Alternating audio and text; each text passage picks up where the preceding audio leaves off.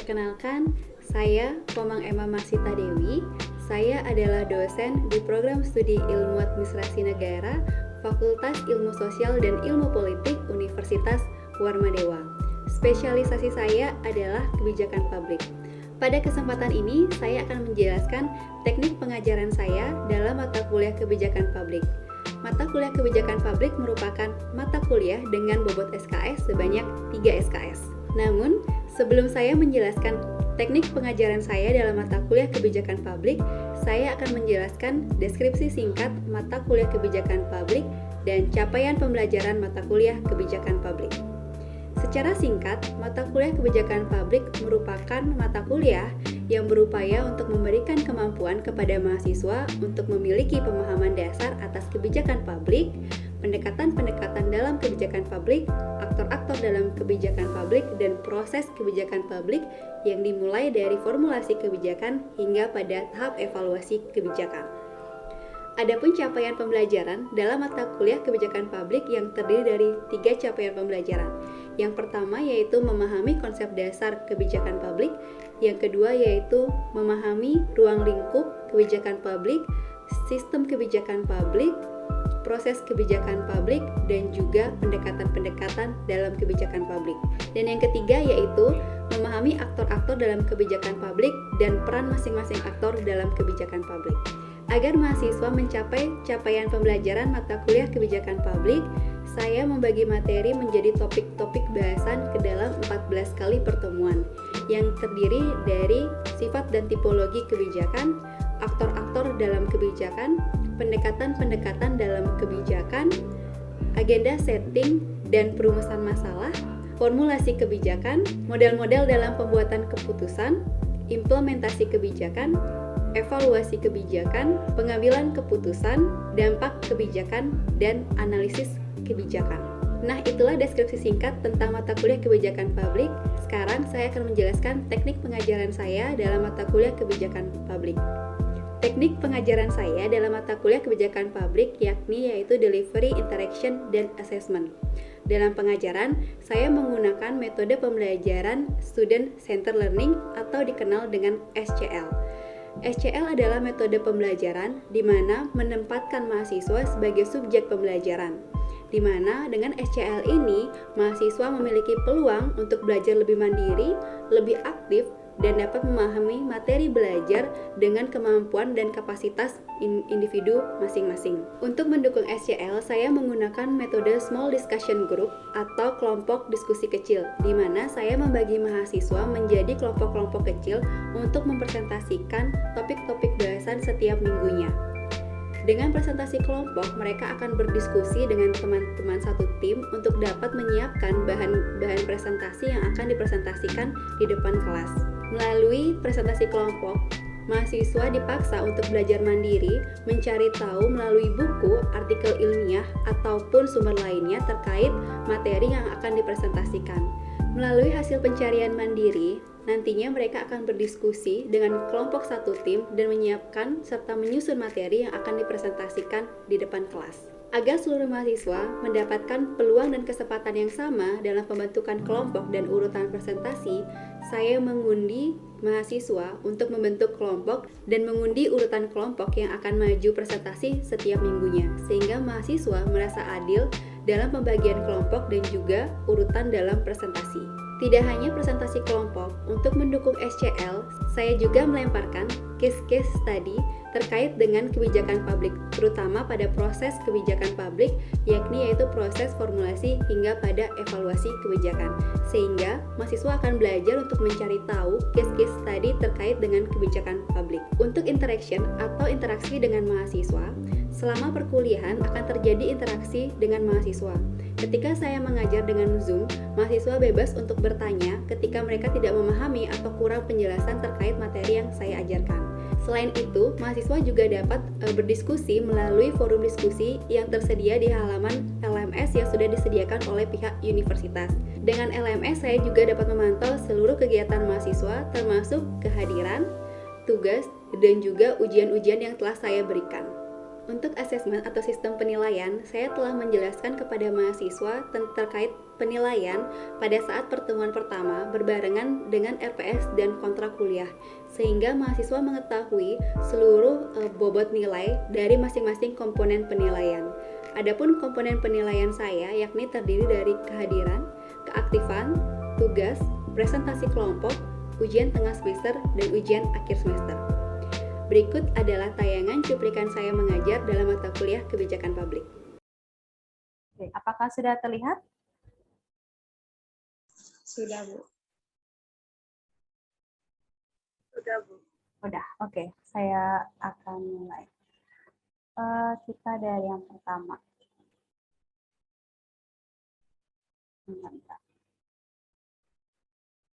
Ini kelihatan?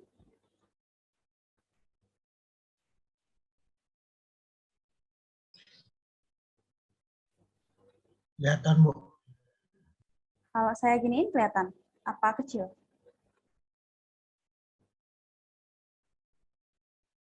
Kecil kah?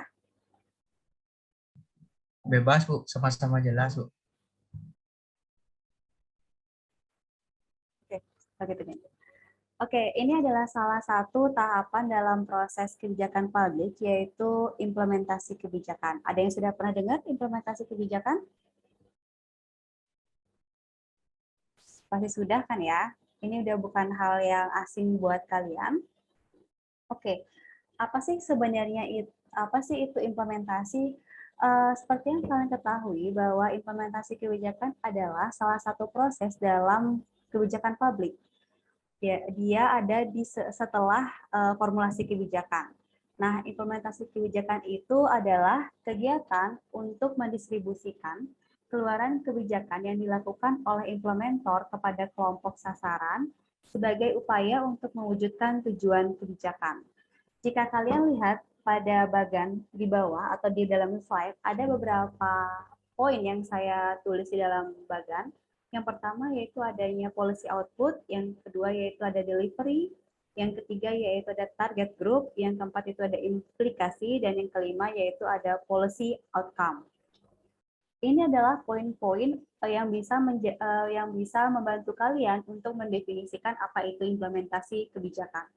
Nah, implementasi kebijakan itu bermula dari ada hasil, ada policy output yang kemudian didelivery kepada target group. Siapa sih target group? Tergantung apa isi dari policy outcome.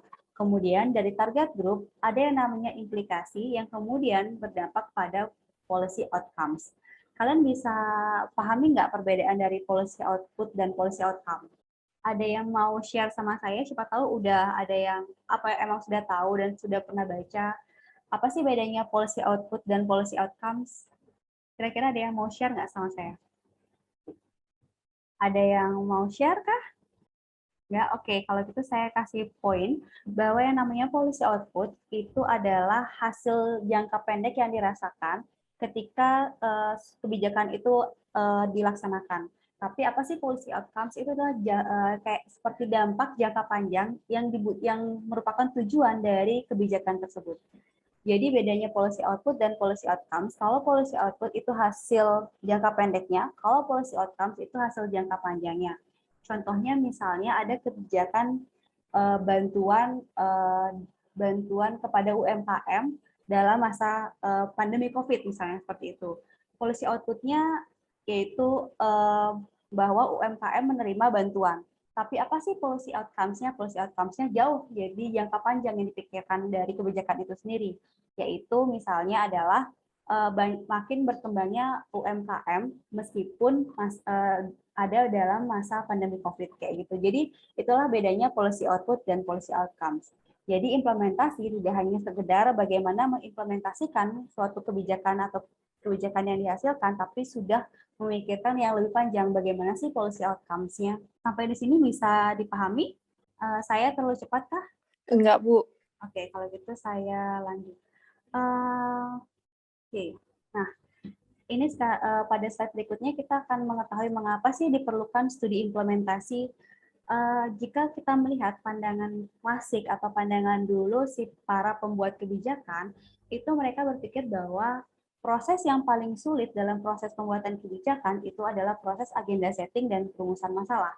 Setelah proses agenda setting dan perumusan masalah itu terlaksana dengan baik, maka implementasi dianggap sebagai sesuatu yang given atau menggelinding begitu saja kemudian berhasil. Namun sayangnya tidak jarang atau tidak pernah terjadi yang namanya perfect implementation atau implementasi yang sempurna. Buktinya banyak sekali kegagalan-kegagalan kebijakan yang terjadi. Nah, dari hal tersebutlah kemudian lahir sebuah studi implementasi. Mengapa sih diperlukan studi implementasi? Ini adalah untuk menjawab yang namanya mengapa suatu kebijakan itu berhasil di suatu tempat dan gagal di tempat yang lain, atau untuk menjawab mengapa suatu jenis kebijakan A lebih berhasil diimplementasikan dibanding kebijakan yang lain. Hal inilah yang memunculkan adanya studi implementasi, karena yang namanya implementasi tidak hanya sekedar sesuatu yang given yang menggelinding begitu saja yang kemudian berhasil. Karena buktinya banyak sekali kebijakan-kebijakan yang gagal pada proses implementasinya. Oke, kalau begitu saya lanjut lagi. Oke, ini ada dua fokus dalam melakukan implementasi kebijakan. Menurut Ripley dan Franklin, ada dua. Yang pertama ada compliance atau kepatuhan, dan yang kedua yaitu ada what's happening, yang mempertanyakan bagaimana kinerja implementasi dan apa yang dicapai.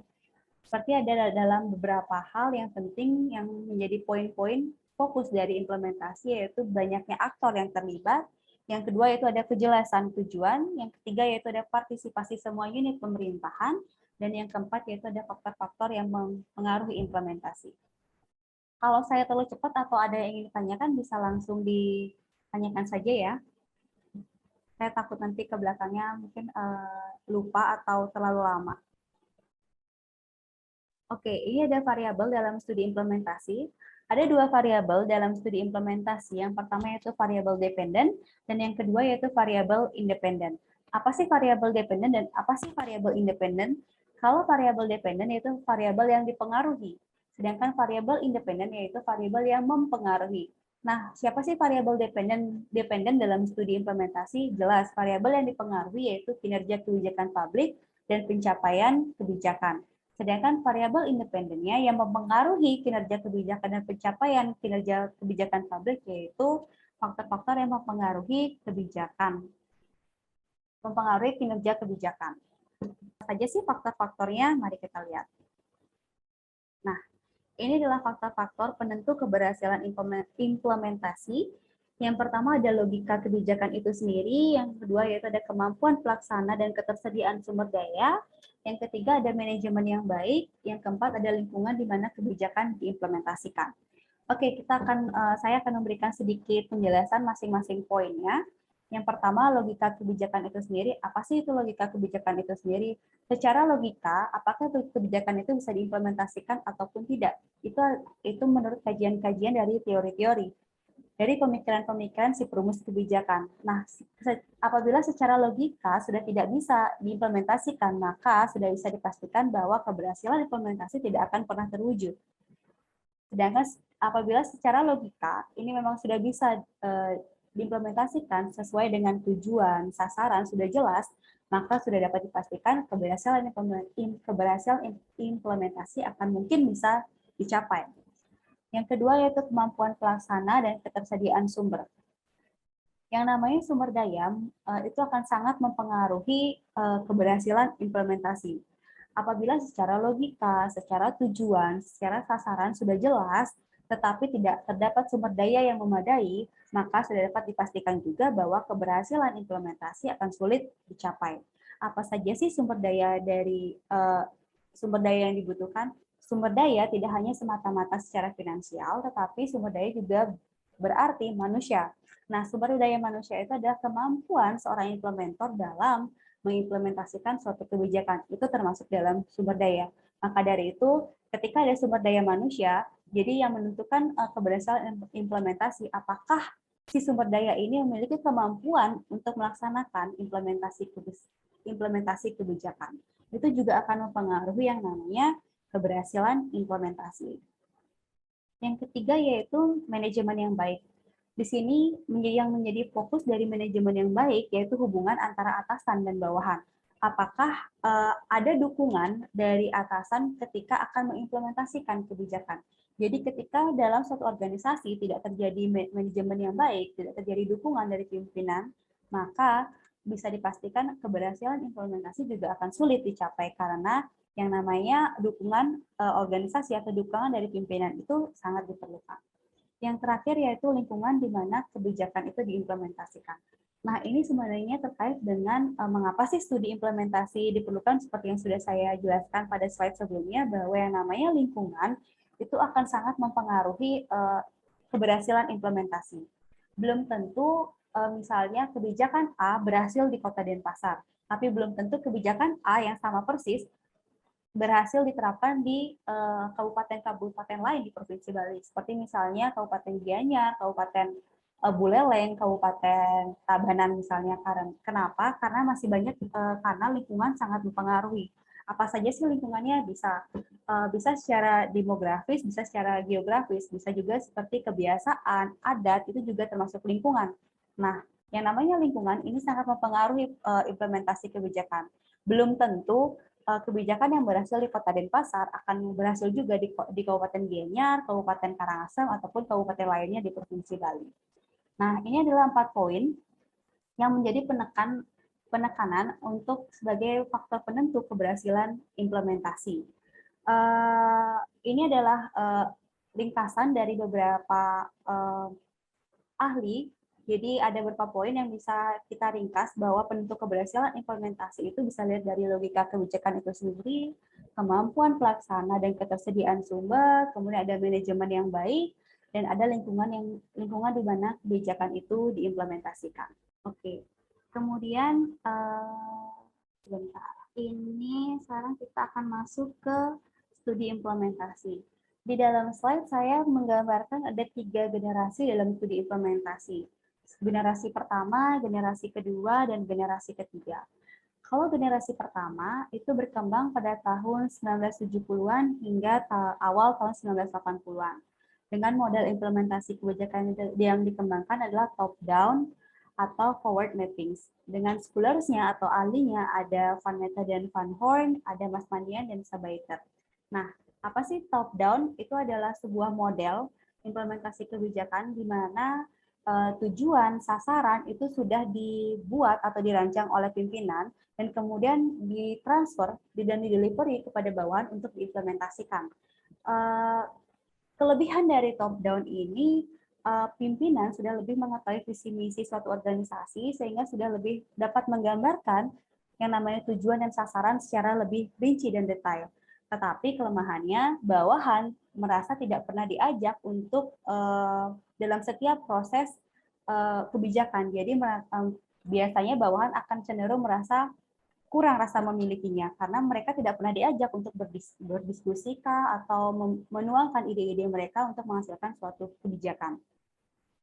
Sedangkan kita akan bergeser ke generasi kedua, sini sudah terjadi perubahan. Generasi kedua ini berkembang antara tahun 1980-an hingga 1985.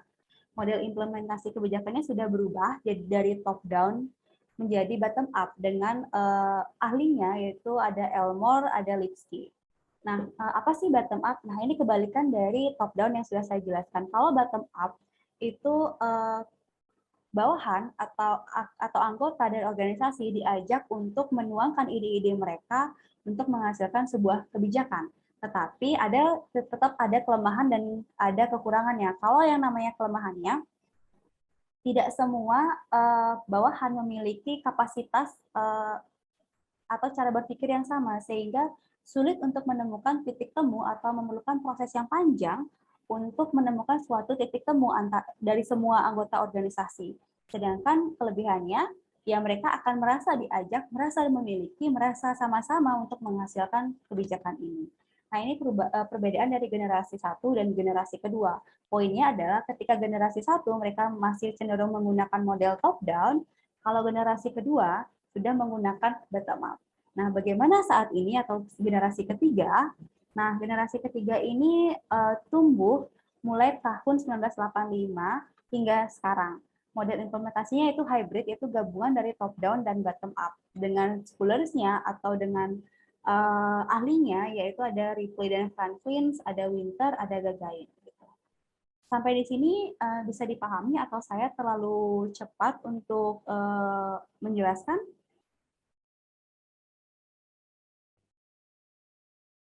Bagaimana? Mungkin saya ada satu pertanyaan, Bu. Oke, Terkait dengan Gus Nanda ya? tadi.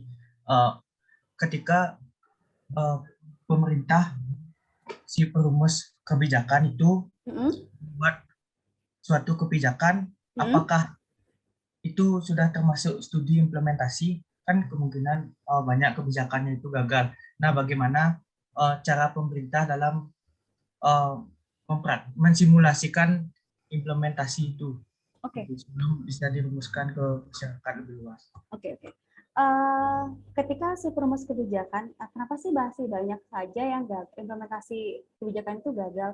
Nah, dalam pengimplementasian kebijakan itu juga banyak faktornya, misalnya seperti ada disposisi, ada komunikasi, ada lingkungan, kemudian ada faktor lain seperti misalnya sumber-sumber politik yang mempengaruhi proses implementasi, seperti dukungan legislatif,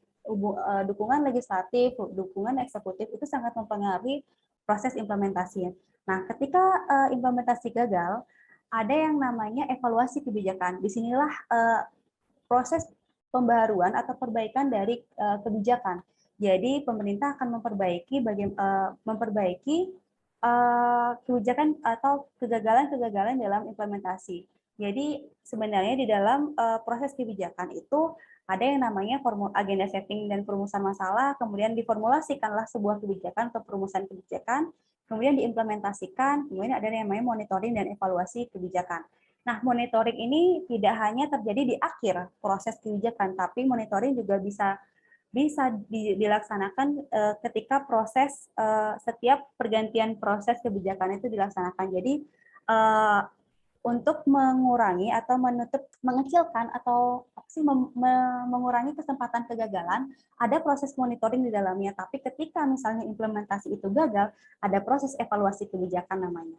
Bisa dipahami, Gus Nanda? Bisa, Bu. Terima kasih. Yang lain, saya kecepatan ya? Enggak. Oke, kalau gitu saya lanjut sebentar. Mungkin saya ada pertanyaan lagi satu. Iya, silakan. Yang tadi Bu menjelaskan tentang generasi ketiga yang hybrid teori itu kombinasi antara model top down dengan bottom up. Tadi kan Ibu sudah jelaskan ada beberapa perbedaan.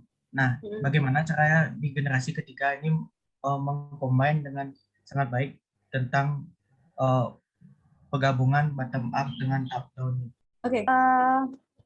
Untuk menggabungkan antara top down dan bottom up, putusan akhir tetap diambil oleh pimpinan, tetapi kalau top down mereka tidak mengajak, kalau pure top down mereka tidak mengajak yang namanya bawahan ataupun masyarakat untuk berdiskusi untuk memutuskan sebuah kebijakan. Tetapi kalau generasi ketiga, pimpinan tetap memegang keputusan terakhir, tetapi masyarakat atau anggota juga diajak untuk berdiskusi, mengeluarkan pikiran mereka untuk menghasilkan sebuah kebijakan. Nah, itu hybrid namanya. Jadi ada penggabungan antara top down dan bottom up. Mereka tidak pure top down yang sama sekali tidak diajak anggotanya, kemudian diputuskan terus dilaksanakan, ataupun bottom up yang berdiskusi panjang lebar sampai menghasilkan titik tengah antara semuanya, itu membutuhkan proses yang panjang. Tapi kalau generasi ketiga itu pimpinan tetap memegang kendali atau memegang keputusan terakhir, tetapi anggota atau masyarakat pun diajak untuk menghasilkan sebuah kebijakan. Gitu. Bisa dipahami? Siap, bisa, Bu. Bentar ya, 1 menit aja. Oke, kita lanjut ke ini dia penjelasannya atau pendekatan dalam model implementasi kebijakan dari generasi 1, generasi 2, generasi ketiga. Kalau seperti yang saya jelaskan sebelumnya, kalau generasi 1 pendekatan top down, asumsinya implementasi kebijakan dimulai dengan keputusan dibuat oleh pemerintah, kemudian pelaksanaannya bersifat sentralistik. Fokus analisisnya yaitu implementasi kebijakan, masalah-masalah pencapaian tujuan formal, kebijakan yang telah ditentukan, melawan dengan street level birokrasi. Ada yang tahu nggak street level birokrasi itu apa? Pernah dengar? Belum, Bu. Street level birokrasi itu adalah birokrasi yang berada pada tatanan yang paling dekat dengan masyarakat, yang paling sering berhubungan dengan masyarakat. Kalau generasi kedua, pendekatannya itu bottom up, yaitu menolak asumsi kebijakan ditentukan di tingkat pusat, pelaksana harus tetap berpegang pada tujuan ini seketat mungkin. Jadi mereka tidak menerima bahwa putusan hanya ditentukan oleh pimpinan pusat, tapi mereka juga menginginkan adanya bottom up atau mereka juga ikut di dalam pembuatan proses kebijakan. Nah, kalau generasi ketiga dengan menggunakan pendekatan campuran seperti yang saya sudah jelaskan yaitu hybrid, menggabungkan antara top down dan juga bottom up. Oke, ini adalah model implementasinya. Ada banyak ahli yang mengemukakan tentang implementasi kebijakan. Ada George C. Edward III, ada Van Meter dan Van Horn, kemudian ada Mas Manian dan Sabaiter, ada Merrill S. Grindel, ada Smith. Nah, ini adalah 1, 2, 3, 4, 5 ahli-ahli dalam studi implementasi kebijakan. Di sini saya akan mencoba menerangkan masing-masing model implementasi dari masing-masing ahli. Wait, saya minta waktu 1 menit, sebentar ya. Oke, kita kembali lagi. Saya akan coba menjelaskan masing-masing model implementasi dari masing-masing ahli. Yang pertama yaitu menurut George C. Edward III, di mana menurut model George C. Edward III ada variabel yang mempengaruhi kebijakan publik. Yang pertama yaitu komunikasi, yang kedua yaitu sumber daya, yang ketiga yaitu disposisi atau sikap pelaksana, kemudian yang keempat yaitu struktur birokrasi. Nah, apa sih maksud dari komunikasi, sumber daya dan juga disposisi dan kemudian struktur birokrasi. Komunikasi.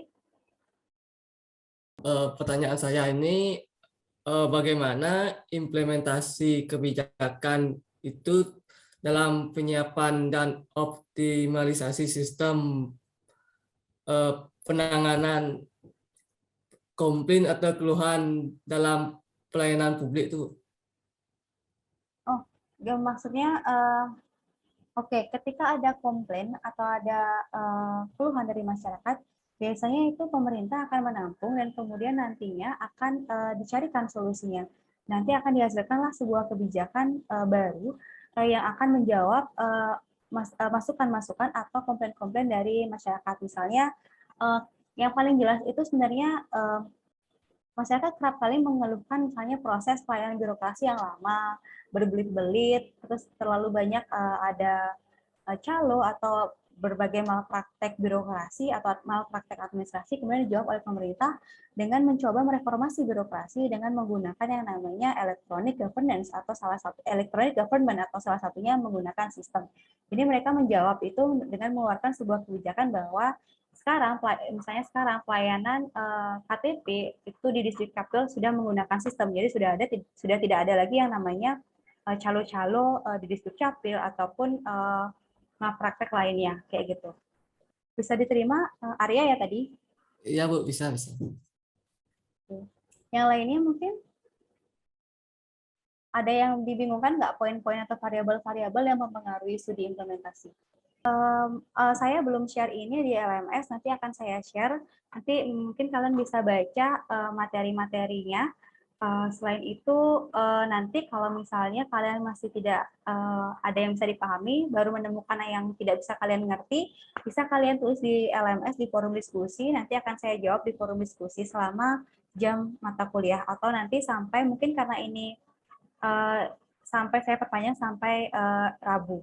Itulah cuplikan mengajar saya dalam mata kuliah kebijakan publik.